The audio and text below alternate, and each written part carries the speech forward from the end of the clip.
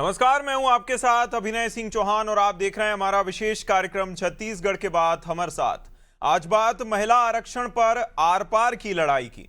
संसद में परिसीमन विधेयक के गिरने के कारण महिलाओं को लोकसभा और राज्यों की विधानसभाओं में वर्ष 2029 से 33% आरक्षण देने के फैसले पर फिलहाल अनिश्चय के बादल मंडरा रहे हैं। भाजपा इस नाकामी का ठीकरा कांग्रेस सहित विपक्ष पर फोड़ते हुए देशव्यापी प्रदर्शन कर रही है। इसी क्रम में छत्तीसगढ़ में भी 30 अप्रैल को विधानसभा का एक दिवसीय विशेष सत्र बुलाया गया है, जिसमें राज्य सरकार निंदा प्रस्ताव भी ला सकती है। यह प्रस्ताव महिला आरक्षण कानून और डीलिमिटेशन से जुड़े 131वें संवैधानिक संशोधन विधेयक के पारित ना होने को लेकर विपक्ष के विरोध में लाया जा सकता है, जिस पर सीएम विष्णुदेव साय का कहना है कि सत्र में महिला आरक्षण और सशक्तिकरण से जुड़े मुद्दे पर चर्चा की जाएगी। वहीं पूर्व सीएम भूपेश बघेल ने सवाल उठाया है और पूछा है कि क्या केंद्र के बिल पर राज्य की विधानसभा में चर्चा हो सकती है। बघेल ने यह भी पूछा कि भाजपा सरकार महिला आरक्षण के साथ क्या परिसीमन पर भी चर्चा करेगी। हमारा सवाल यह है कि विशेष सत्र का असली मकसद क्या है। क्या सरकार मौजूदा सांसदों विधायकों की संख्या के आधार पर आरक्षण नहीं दे सकती, और कांग्रेस परिसीमन का इतना विरोध क्यों कर रही है। आज इन्हीं सवालों का जवाब तलाशने की कोशिश करेंगे। पहले सुन लेते हैं कुछ प्रतिक्रियाएं। इसको कैबिनेट का बैठक है, उसमें कई महत्वपूर्ण निर्णय होंगे और 30 अप्रैल को एक दिन का विधानसभा का सत्र है, जिसमें जो पिछले दिनों देश के पार्लियामेंट में नारी शक्ति वंदन अधिनियम बिल पास नहीं हो पाया, हम लोग विधानसभा में समर्थन करते हैं। पहली बात तो यह है कि विषय क्या है। यदि शासकीय कार्य है तो शासकीय कार्य कौन सा है, और यदि जिस प्रकार से मुख्यमंत्री ने जो बात कही कि निंदा प्रस्ताव है, तो किसका निंदा करेंगे? क्या लोकसभा की निंदा करेंगे कि जितने भी राजनीतिक पार्टी उसकी निंदा करेंगे? और क्या उनको एक अधिकार देता है? और इस विषय पर हमारे साथ चर्चा करने के लिए खास मेहमान जुड़ गए हैं। दीक्षा अग्रवाल जी भाजपा प्रवक्ता हमारे साथ जुड़ गई हैं। अभिमन्यु मिश्रा जी कांग्रेस प्रवक्ता हमारे साथ जुड़ गए हैं। इसी के साथ चंद्रशेखर शर्मा जी वरिष्ठ पत्रकार हमारे साथ जुड़ गए हैं। तीनों ही मेहमानों का सबसे पहले तो मैं बहुत स्वागत करूंगा अनादि टीवी पर। और सबसे पहले सवाल अभिमन्यु जी आपके साथ। देखिए, भाजपा ने जब से ये बिल संसद में गिरा है तब से जो है अभियान छेड़ रखा है, चाहे वह प्रधानमंत्री के राष्ट्र के नाम संबोधन के नाम पर महिलाओं की बात करने को लेकर हो, या फिर जो है प्रदर्शन जो सड़कों पर प्रदर्शन किया जा रहा है। इसके काउंटर में कांग्रेस ने तो प्रेस कॉन्फ्रेंस कराई, कहीं कहीं प्रदर्शन भी हुआ, रैली भी निकाली गई। अब विधानसभा में जब ये निंदा प्रस्ताव को लेकर करने जा रहे हैं, विशेष सत्र बुलाने जा रहे हैं, तो या तो कांग्रेस वॉकआउट करती नजर आएगी या फिर वहीं खड़े होकर विधानसभा के अंदर उसका विरोध दर्ज कराया जाएगा। अभिमन्यु जी। जी अभिनय जी नमस्कार, चंद्रशेखर जी को नमस्कार, दीक्षा जी नमस्कार, आपके दर्शकों को नमस्कार। देखिए, सबसे पहले तो जो महिला बिल का मामला है उसमें बहुत चर्चाएं पहले ही हो चुकी हैं और 3 दिन चर्चा लोकसभा में चली। उसके बाद जो वो बिल पारित नहीं हो पाया और हमने भी अपना पक्ष अपने हिसाब से रखा, प्रेस कॉन्फ्रेंस लेकर के हमने बताया कि हमारा महिला आरक्षण का कोई विरोध नहीं था, जो कि हम पहले ही उसमें साथ दे चुके हैं। लेकिन परिसीमन जो किया जा रहा था पुराने सेंसस के डेटा के अनुसार, उसका हमारा विरोध था। तो वही चीजें बार बार रिपीट करने की। अब संगठन स्तर पर अगर आप ये करते हैं तो चलिए कोई दिक्कत नहीं है। भारतीय जनता पार्टी भी अपने संगठन स्तर पर ये सारी चीजें कर रही है कि विपक्षी पार्टियों को वो महिला विरोधी अपनी तरफ से बताने की कोशिश कर रही है।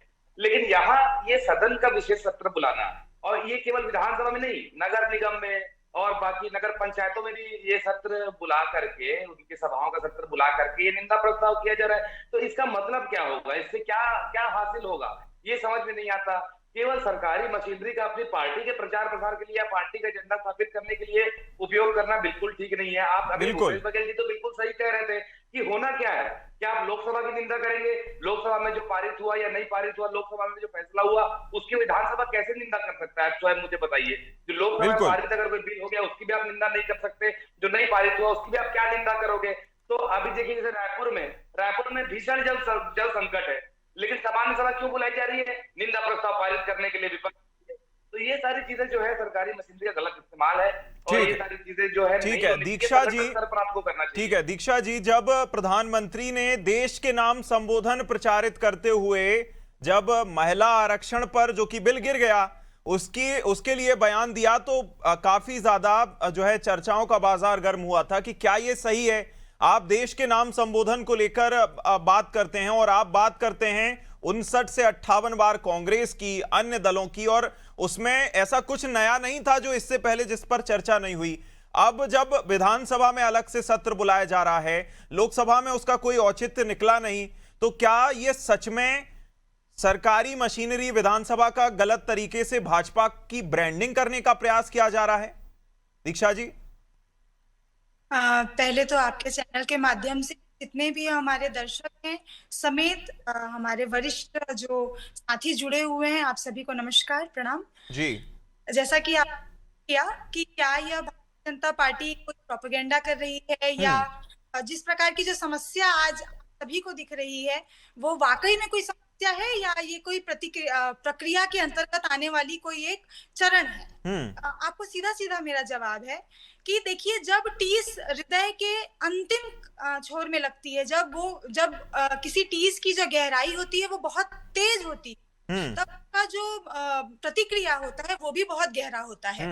वजह से माननीय प्रधानमंत्री जी ने जो वाकई में एक बहुत बड़ा ऐतिहासिक कदम भारतीय जनता पार्टी के माध्यम से, उसकी सरकार के माध्यम से होने जा रहा था, वो पूरा नहीं हो सका विपक्षियों की वजह से। वो टेबल थपथपाने, मेज थपथपाने का काम कर रहे थे। जब उन्होंने विरोध किया और वह बिल गिर गया तो उन्होंने टेबल थपथपा के एक तरीके से अपनी खुशी जाहिर करने का जो काम किया, इसकी जो टीस थी वो केवल प्रधानमंत्री श्री नरेंद्र मोदी को नहीं बल्कि भारत की, मुझे लगता है समस्त महिला समुदाय को यह टीस लगी है। और उसी टीस का प्रतिक्रिया था जो प्रधानमंत्री जी ने अपने मुखारविंद से जो भी उनको सही कारण लगा वो उन्होंने कहा था मन की बात में। नहीं, लेकिन दीक्षा जी आप ये सोचिए, अगर आप नैतिकता के आधार पर ही विचार करते हैं कि चलिए विपक्ष से आपने आशा तो कर ली कि नैतिकता के आधार पर वह ऐसा कर देगा, तो वही विपक्ष 2023 में भी था। उसी विपक्ष ने आपको सर्वसम्मति देते हुए 543 में से लगभग 541 542 सांसदों ने पक्ष में वोट किया, उसे सर्वसम्मति से पास कराया। तो क्या नैतिकता के आधार पर ये जो है विपक्ष को घेरना सही है? जबकि आपने ही दो पेंच ऐसे फंसाए हैं उस आरक्षण में।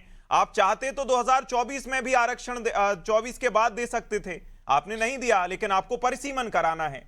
जी अभिनय जी, ये आपने बहुत सुंदर बात कही और मेरे उत्तर को भी आपने अपने प्रश्न में ही समावेशित कर दिया। जब 2023 में ही यह बिल आ चुका है, अपने दो जिनको आप पेंच कह रहे हैं वो पेंच नहीं, वो प्रतिक्रिया, वह प्रक्रिया है, संवैधानिक प्रक्रियाएं हैं, डिलिमिटेशन की और सेंसस की। ये दोनों जो आज संविधान निर्माताओं ने ये निर्माण नहीं किया, सालों वर्ष पूर्व सबसे पहला जो परिसीमन हुआ वो 1952 में हुआ, उसके बाद 1963 में और उसके बाद 1973 में, और फिर यह ब्लॉक हो गया, फ्रीज कर दिया गया 25 साल के 1976 में इमरजेंसी के बाद, और फिर पुनः 2002 में यह फ्रीज किया गया। मतलब पिछले 50 सालों से आज दिनांक तक कोई परिसीमन नहीं हुआ। तो जिसके लिए आप पेंच का वर्ड यूज कर रहे हैं, दो पेंच फंसाने का काम भारतीय जनता पार्टी ने किया। सबसे पहले तो मैं ये क्लियर करूं कि यह संवैधानिक प्रक्रिया है और जो संविधान में लिखा है वो भारतीय जनता पार्टी शब्दशः पालन करती है, ठीक उसी लिए। और जबकि 2023 में यह बिल पास हो चुका है, तो आज मेरा भी प्रश्न आप सभी से यही, मैं बिल्कुल आपके पास, बिल्कुल दीक्षा जी, इसी सवाल के साथ मैं आपके पास वापस आऊंगा और इस पर विस्तृत चर्चा करेंगे। इससे पहले मैं चंद्रशेखर जी से सवाल करना चाहूंगा।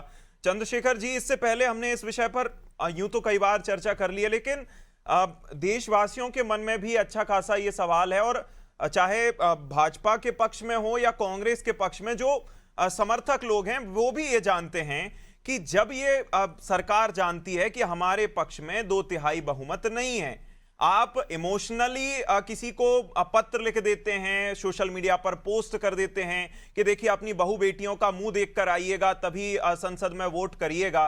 लेकिन विपक्ष तो विपक्ष है। अगर सरकार को पता था कि उनके पास बहुमत नहीं है तो ये बिल लेकर सदन में गई ही क्यों सरकार? नमस्कार, आपके सभी दर्शकों को नमस्कार, साथी पैनलिस्टों को नमस्कार। जी। चौहान जी, देखिए, इसमें एक चीज बोलूंगा कि सरकारें हैं, जो कोई भी हो, सत्ता पक्ष विपक्ष हो, महिला आरक्षण के लोग उनकी स्पष्ट नीति दिख नहीं रही है। अगर आपको आरक्षण के अब इतने हित ऐसी हैं, तो आप सबसे पहले अपने पार्टी के अंदर तो आरक्षण दीजिए। आप वहां 33% कर दीजिए, फिर आइए लोकसभा में। और ऐसे मुद्दे क्यों उठते हैं जब कोई चुनाव हो या कोई बड़े घोटाले हो, जिन बातों को दबाने के लिए ऐसे कई मुद्दे बीच बीच में आते रहते हैं। छत्तीसगढ़ सरकार, कोई भी सरकार हो, अपने पार्टी के नीति और सिद्धांतों के ऊपर चलती है और अपने उन सिद्धांतों को आगे बढ़ाने के लिए काम करती है। 30 अप्रैल का भी जो प्रस्तावित एक दिवसीय विधानसभा का जो सत्र है, जो महिला आरक्षण और सशक्तिकरण को केंद्रित बता रहे हैं विष्णुदेव साय जी, वो नीतिगत रूप से एक सकारात्मक पहल मान सकते हैं। महिलाओं की भागीदारी और अधिकारों पर चर्चा होना भी लोकतंत्र के लिए अहम है। इस दिशा में संस्थागत संवाद होना भी स्वागत है। वहां पे विपक्ष में जैसे भूपेश बघेल जी को एक आशंका है कि इस सत्र को निंदा प्रस्ताव के लिए ला सकते हैं। अधिकार क्षेत्र, एजेंडा स्पष्ट नहीं है, अधिकार क्षेत्र नहीं मालूम है। इन सब बातों को देखो कि एक विषय नहीं, एक बल्कि चर्चा का दायरा भी हो सकता है। चर्चा के साथ इसमें लगता है कि अब टकराव भी होगा। इस प्रकार से सब बता रहे हैं कि नगर पालिकाओं में, नगर परिषदों में विशेष सत्र बुलाया जा रहा है कि अपनी अपनी पक्ष, सत्ता पक्ष अपना प्रेस कॉन्फ्रेंस लेके अपना पक्ष रख रहा है, विपक्ष अपना पक्ष रख रहा है। तो आगे चल के लग रहा है कि इस मामले को लेकर अब टकराव उत्पन्न होना है, ये निश्चित हो चुका है। अब इसमें कौन इस बाजी को जीत पाता है तो आगे आने वाले समय पता चलेगा। लेकिन जो मेरी समझ में आता है कि विधानसभा सत्र में इस बार विपक्ष है जो वॉकआउट नहीं करेगा और कड़े तरीके से सत्ता पक्ष के बातों का, अगर वो आता है निंदा प्रस्ताव, तो उसका विरोध करेगा। अगर विरोध नहीं करता है तो मानेंगे कि वो सत्ता पक्ष के विरोध का, उनके निंदा प्रस्ताव का सामना नहीं कर पाया, वॉकआउट कर गया।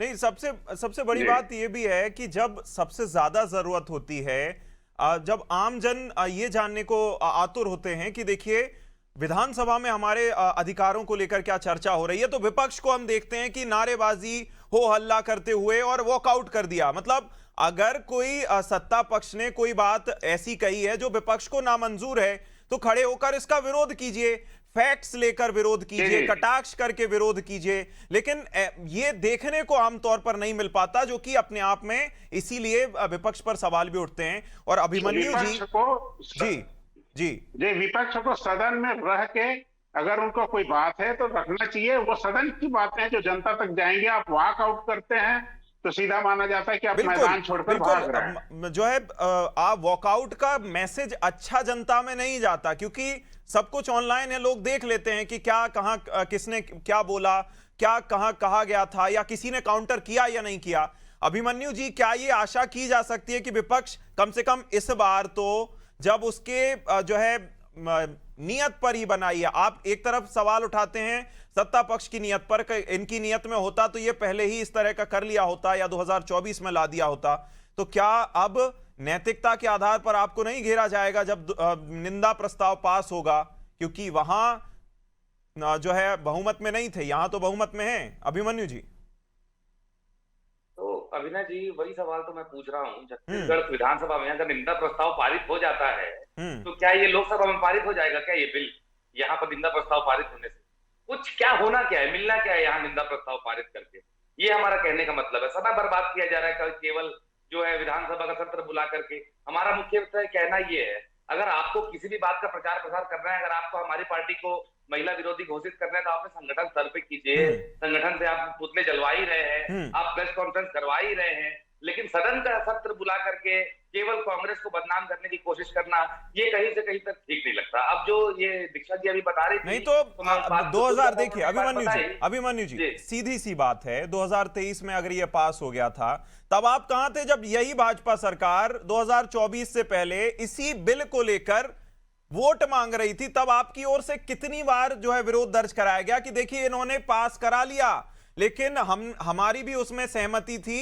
ये लोग नोटिफाई नहीं कर पा रहे हैं, 3 साल हो गए हैं, ये सबको पता है कि समय बर्बाद किया जा रहा है, लेकिन तब आप कहां छिपकर बैठ गए थे कि ये समय बर्बाद किया जा रहा है, इनसे नोटिफाई नहीं हो रहा। 16 की रात में नोटिफाई होता है तो निकल कर आ जाते हैं कि देखिए जल्दबाजी में लाए हैं, इनके मन में कुछ सही नहीं है, नियत खराब है। 3 साल से कहां थे आप? नहीं, देखिए अभिनय जी, बात ये है कि जब उस समय ये प्रस्ताव पारित हुआ था, हमने उस समय भी ये मांग की थी कि 2024 के चुनाव में इसे लागू कर दिया जाए वर्तमान सीटों के अनुपात में ही, जो 181 बनता है, और आगे जाकर इसको समायोजित कर लिया जाए। अब यहाँ बात ये आई जब भारतीय जनता पार्टी ने यहाँ पर अपना हिसाब किताब खेलना शुरू तब किया जब इसमें पुराने जो सेंसस का डेटा है, 2011 का सेंसस का डेटा हमारे पास है, अभी नए सेंसस का डेटा हमारे पास नहीं है। ये डेटा यूज करेंगे पुराना, लेकिन ये परिसीमन करेंगे अभी, और परिसीमन की 850 सीटें अभी करेंगे। उसके बाद जब ये नए परिसीमन का डेटा आएगा उसके बाद फिर उसको 2029 में लागू करेंगे। तो ये जो पेचीदगी उसमें इनके द्वारा कर दी गई, तो हमारा कहना इतना स्पष्ट था कि आप 543 सीटों में इसको लागू कर दीजिए, उसके बाद आप जनगणना कर लीजिए, नए जनगणना का डेटा आपके पास आ जाएगा। उसके बाद जो नियम तय होता है कि एक आयोग बनाया जाता है, ये आयोग बन जाएगा, उसके बाद आप परिसीमन कीजिए। सबसे बड़ी बात तो ये भी है, सबसे बड़ी बात तो ये भी है कि 3 साल में नोटिफाई करने का समय नहीं मिला। ना तो विपक्ष ने उस पर सवाल पूछा, ना पक्ष की तरफ से कोई सत्ता पक्ष की ओर से कुछ कहा गया कि हम इसे नोटिफाई इस कारण नहीं कर रहे हैं कि इस तरह की कोई घटना है। जहां तक मुझे याद है इसका नोटिफिकेशन आया था, गजट में ये नोटिफिकेशन आया था, मुझे ऐसा याद आ रहा है, जहां मैंने देखा था 2023 के बाद। दीक्षा जी कुछ कहना चाहती है नोटिफिकेशन को लेकर? दीक्षा शुरुआती दौर में इसमें जो है विनय जी, शुरुआती दौर में जो हमारे कांग्रेस के साथी हैं, जितने भी हमारे प्रवक्ता हैं, बीच बीच में कई माध्यमों से मिलना भी हुआ, तब विषय ये समक्ष रखे कि साउथ के स्टेट के साथ भारतीय जनता पार्टी सही नहीं कर रही। पर जब उसके लिए भारतीय जनता पार्टी ने अपना सीधा सीधा स्टैंड खुले मंच से माननीय प्रधानमंत्री जी ने रखा कि हम किसी भी स्टेट के साथ, किसी भी राज्य के साथ अलग अलग रेशियो में सीट्स बढ़ाने का काम नहीं करेंगे। और जब साउथ को भी यह बात समझ में आ गई, जैसे ही प्रश्न उठता है उसका उत्तर डेफिनेटली जो सत्ता पक्ष वाले हैं वो देते हैं। तो जब यह बात आई कि पूरे भारतवर्ष में जितने भी राज्य हैं सभी का जो रेशियो है वो 50% के अनुपात से ही बढ़ना है, तो स्वाभाविक हो गई कि हर जगह की सीट्स इक्वली बढ़ेंगी, किसी के साथ इनइक्वालिटी नहीं हो रही है। तब ये जो मेरे विपक्षी साथी हैं ये सभी दूसरे राग अलापने लगे, क्या कि पिछले 2023 से हम साथ दे रहे हैं, हम अलग अलग समय पे अलग अलग विषय को लेकर के ये आगे बढ़ते हैं। आज ये बात करते हैं नोटिफिकेशन, उस समय हमने अभी आवाज उठाई थी, किसी ने एक बात भी नहीं रखी 2023 में, जब भारतीय जनता पार्टी ने सीधा सीधा स्टैंड पे यह बात लिखित रूप में दिया था कि पहले परिसीमन, पहले सेंसस, फिर जो भी प्रक्रियाएं हैं वो अपनी प्रक्रिया संवैधानिक रूप से चलती चलेंगी। आज समस्या इनको इस चीज की नहीं है कि रिजर्वेशन होना है नहीं होना है, नहीं, इनके दिमाग में चुनावी रणनीति है और इनको यह समझ में आ रहा है कि भारतीय जनता पार्टी महिलाओं के पक्ष में, चूंकि ये 3 दशकों से इस चीज के लिए काम कर रहे थे, 2010 में जब मनमोहन सिंह जी की सरकार थी तभी चुनावी रणनीति नहीं है। तो अगर आप इतने ही समझदार थे दीक्षा जी, 3 साल हो गए, 3 साल मतलब एक अगर मोटा मोटा हिसाब लेकर चलें तो 3 साल कम से कम जनगणना में लगते हैं, 2.5 से 3 साल, और 3 साल जो है परिसीमन में लगते हैं। तो 3 साल में जनगणना ही करा ली होती आपने। 2021 से आप वैसे भी लेट चल रहे थे। जी बिल्कुल, कम से कम एक प्रक्रिया खत्म होती, दूसरी शुरू होती। जी अभिनय, मैं आपका ध्यान आकर्षण करना चाहती हूँ 106वां संविधान संशोधन के ऊपर। अगर हम 106वां संविधान संशोधन को मद्देनजर रखते हुए अपनी किसी भी प्रश्न को रखते हैं, हमें सीधा सीधा उत्तर यही मिलेगा कि चूंकि 2002 में हमारा फ्रीज किया गया था डिलिमिटेशन को, उसको 25 वर्ष पूरे होते हैं आज 2025 में, 2026 में, तब इसके बाद जाकर के उसकी डिलिमिटेशन फ्रीज था ना, डिलिमिटेशन फ्रीज था, सेंसस तो आप करा सकते थे ना। जो है विपक्ष भी यही मांग कर रहा है कि आपने सेंसस पिछला ले लिया, मतलब पुराना सेंसस लोगे। सामने ये पुनः तथ्य रखना चाहती हूँ कि सेंसस तो हमारा 2021 के समय ही होना था, पर कोविड काल की वजह से 2021 के समय आप सभी को पता है पूरे भारत में नहीं पूरे विश्व में क्या त्रासदी मची हुई थी, क्या किस परिस्थितियों से पूरा विश्व गुजर रहा था। अरे तो देखिए कोविड की ओट आप 21 तक ले सकते हैं, 22 में आप कहां थे, 23 में आप कहां थे, 24 में कहां थे, 26 आ गया है, मतलब आप 26 तक आपको समय मिला, 6 साल आप लेट हुए सेंसस में। या फिर आप ये इंतजार कर रहे थे कि ज्यादा जोर डालेगी कांग्रेस तो हम जाति जनगणना हम करा ही लेंगे? नहीं मतलब देखिए, इसके लिए जोर तो इंतजार रखे कांग्रेस शायद। केवल नहीं देखिए, जोर तो कांग्रेस किसी भी प्रोडक्टिव काम के लिए नहीं लगाती, वो केवल और केवल विरोध के लगाती है। माने आज ना, मैं आपको बताना चाहती हूँ, आप कोई भी अंततः विषय मान हो। गए, आप अंततः मान गए, कांग्रेस ने अपनी मन की करा ली। बहुत देर से अभिमन्यु जी कुछ कहना चाहते हैं जी। जी जी देखिए, मैं ये कह रहा था कि आज का विषय पहला ये था कि सरकारी मशीनरी का उपयोग क्यों किया जा रहा है भारतीय जनता पार्टी के व्यक्तिगत संगठन के कार्यों के लिए, उसका जवाब नहीं मिल पाया। उसके बाद जो डिलिमिटेशन की बात थी, 25 साल फ्रीज होने की बात थी, वो भी पहली बार इंदिरा गांधी जी ने किया, दूसरी बार अटल बिहारी वाजपेयी जी के समय में हुआ। अब ये 25 साल का समय आ चुका है, इनको करना है। लेकिन हम वही कह रहे थे, आप सेंसस करा लेते, आप पुराने सेंसस का डेटा उठा लेंगे, उसके बाद आप संविधान दिखाएंगे कि नहीं नहीं देखिए संविधान में ऐसा लिखा है कि बिना परिसीमन के आरक्षण नहीं दे सकते। तो हम तो कह रहे हैं आप नया बिल पास कीजिए, आज आरक्षण दे दीजिए। लेकिन नहीं, ये तो वही वाली बात हो गई कि आज हमारे पास जो मौजूद है एक रोटी, हम उसमें से हिस्सा नहीं देंगे, हम एक नई रोटी बनाएंगे जो ज्यादा बड़ी होगी, इसलिए उसमें आपको ज्यादा हिस्सा मिलेगा। तो इस तरीके की चीजें जो है, आपने भी खुद कहा 3 साल लगेगा सेंसस में, अभी तो भवनों की मार्किंग शुरू हुई है, उसके बाद लगेगा आपका परिसीमन होगा। और जहां तक मेरी जानकारी है, परिसीमन जो है जनसंख्या के आधार पर ही होता है, और जनसंख्या के आधार पर जब आप परिसीमन तभी करेंगे जब आपके पास नया फ्रेश डेटा होगा। 2011 के डेटा से अगर अभी आप करने जाएंगे, और हमने जो 850 सीटों का जो हमारे माननीय सांसद गौरव गोगोई जी ने सवाल भी पूछा था लोकसभा में कि 850 का आंकड़ा आपके पास कैसे आ गया जब आपके पास नया डेटा नहीं है। आपने साउथ की सीटें जो बढ़ाने की बात कर दी, आज हमारा आज भी स्टैंड वही है, वो स्टैंड से हम नहीं बदले हैं। हमने डेटा देखा है कि किस स्टेट की कितनी सीटें बढ़ रही थी, वो 850 के हिसाब से, उसमें हमने विरोध दर्ज कराया। अभी भी हमारा यही कहना है कि आप जो महिला आरक्षण जो लागू करना चाहते हैं आप वो कर सकते हैं, उसमें कोई समस्या नहीं है। लेकिन ये अधपके किस्म का आप जो परिसीमन है, ये लागू इसको लागू करने के हम बिल्कुल अभिमन्यु जी खिलाफ हैं, होना, क्योंकि अभिमन्यु इसमें जी जो है- ऑन अ लाइटर नोट, आप अब तक परिसीमन करते आए थे, इतने भाग क्यों रहे हैं? एक बार भाजपा से भी करा के देख लीजिए क्या हो जाता है। अभिमन्यु जी नहीं करे ना, कोई दिक्कत नहीं, बिल्कुल परिसीमन करें, लेकिन पूरा उसकी प्रक्रिया के हिसाब से करें। जैसे मैंने बताया, पहले आप जनगणना कराएं, उसके बाद हमारा ये भी मांग है कि जनगणना में जातिगत जनगणना हो, उसके बाद आप जनगणना कराने के बाद जब एक आयोग बनाए परिसीमन के लिए, तब वो आयोग बकायदा नियम का परिसीमन करे।